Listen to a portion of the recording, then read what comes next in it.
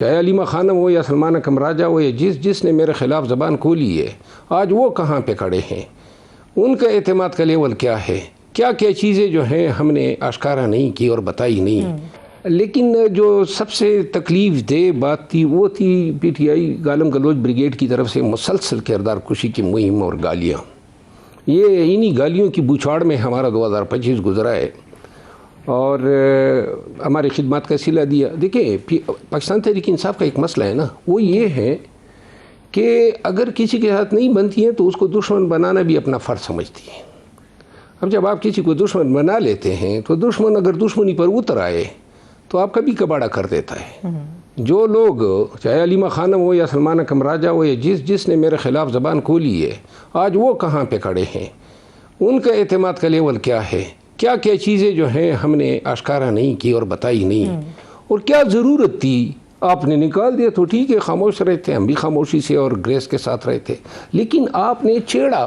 اپنی الزام تراشیاں شروع کی، بھئی کیا مطلب ہوا اس کا، تو بعد میں جواب بھی آتا ہے۔ تو لہٰذا اور پھر اگر شیشے کے گھر میں آپ رہتے ہیں تو پھر تو آپ کو پتھر نہیں پھینکنے چاہیے۔ تو لہٰذا، اور یہ میرے ساتھ نہیں، ہر ایک اینکر پرسن کے ساتھ، ہر ایک سیاستدان کے ساتھ ذاتی لیول تک یہ باتیں لے جاتے ہیں اور ہر وہ شخص ذاتیات پہ اتر آتا ہے۔ تو لہٰذا جب گالم گلوچ ہو جاتی ہیں اس کے آگے پھر کوئی بات ہی نہیں رہتی ہے۔ تو لہٰذا میں نے 2025 میں یہ چیز ایکسپیرینس کی، اور میرا خیال یہ ہے کہ اب مجھے ٹھہراؤ بھی آ گیا، قرار بھی آ گیا، ساتھ میں وہ جو سختیاں تھی، تکالیف تھی، وہ بھی رفع ہو گئی ہے، اور نہ اب کسی کو مطلوب ہوں، نہ کوئی ٹوک ہے، نہ کوئی پرچے ہو رہے ہیں۔ تو لہٰذا پی ٹی آئی کا شکریہ۔ دوسرے جماعتوں کے لوگوں کو تو آج بھی ایسا لگتا ہے کہ شیر افضل مروت انہیں مطلوب ہیں۔ کچھ لوگوں کا تو خیال ہے کہ شاید جو آپ کو اس چیز پہ افسوس ہے، تاسف کا اظہار آپ نے کیا کہ مجھے شہباز شریف صاحب کو، نواز شریف صاحب کو، ان کو برا بھلا نہیں کہنا چاہیے تھا، تو شاید آپ کا 2026 کا جو پڑاؤ ہے وہ انتخابی نشان شیر کے ساتھ آگے بڑھے گا۔ ایک تو یہ علم نہیں ہے کہ انتخابی نشان کی ضرورت پاکستان کو کب پڑے گی بھی یا نہیں۔ اچھا، کیونکہ حالات تو کچھ اور نشاندہی کر رہے ہیں۔ کیا نشاندہی کر رہے ہیں؟ میرا خیال نہیں ہے کہ ہمارا سفر جو ہے جمہوریت کی طرف ہے۔ میں یہ سمجھ رہا ہوں کہ ہم آہستہ آہستہ لیکن یقینی طور پہ ایک ایسے نظام کی طرف جا رہے ہیں جہاں جمہوریت اور قانون کی حکمرانی یہ دونوں چیزیں نہیں ہوں گی، اور ضروری نہیں ہے کہ پھر اس کے لیے الیکشن ہو، اور اگر الیکشن ہوتے بھی ہیں تو اگر ایسے الیکشن ہوتے ہیں تو ان الیکشن میں کون جائے گا؟ عوام کے بل بوتے پہ۔ عوام کے بل بوتے پہ ہی اب تک سب کچھ ہو رہا ہے ویسے مروت صاحب؟ دیکھیں نا جی، بہت سارے لوگوں کو 2024 کے الیکشن میں تو پی ٹی آئی تو عوام کے بل بوتے پہ ابھری، میں نے وہ کمپین کی ہے، تو لہٰذا میں جھوٹ تو بول نہیں سکتا ہوں۔ باقی جو ہیں، جب تک یہ ہم نے بیسیکلی 2023 سے 25 میں اپنے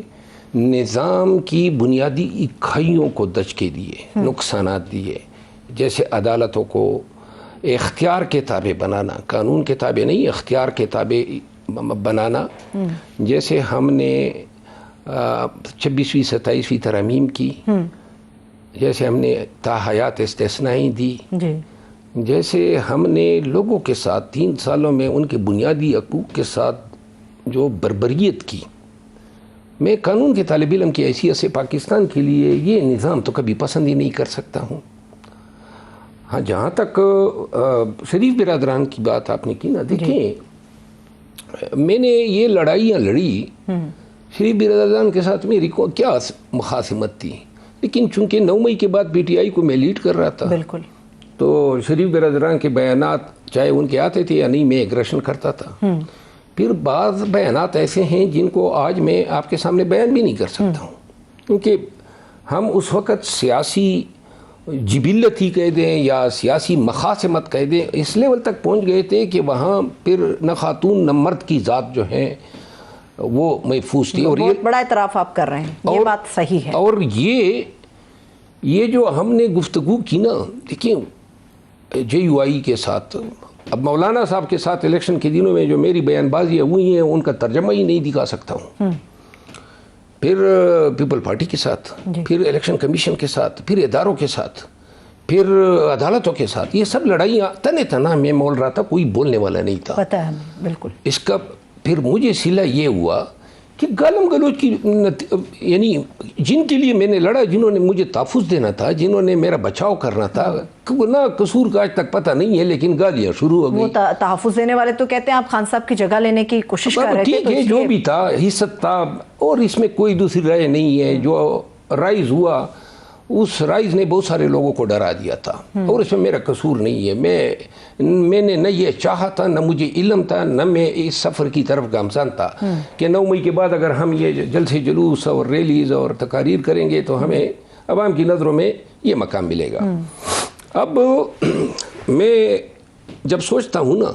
تو میں یہ ہر ایک کے لیے کہہ سکتا ہوں کہ سیاست میں سیاسی وفاداری کا یہ تقاضا نہیں ہے کہ مخالف کے لیے آپ وہ زبان استعمال کریں جس پہ بعد میں آپ کو افسوس ہو، کیونکہ سیاسی پارٹیاں جو ہیں وہ ورکروں کی کبھی نہیں رہی ہے، چاہے پی ٹی آئی ہو، چاہے نون ہو، چاہے پیپل پارٹی ہو، یہ پارٹیاں انہی لیڈرز کی ہے۔ اب اور دوسرا یہ ہے کہ کسی پارٹی لیڈر کے، خصوصاً پی ٹی آئی میں کوئی خان کے قریب نہیں ہے، یہ ہم کہتے ہیں نا فلاں خان کے بڑا قریب ہے، مجھے علم ہے نا خان کے قریب ترین میں سے تھا،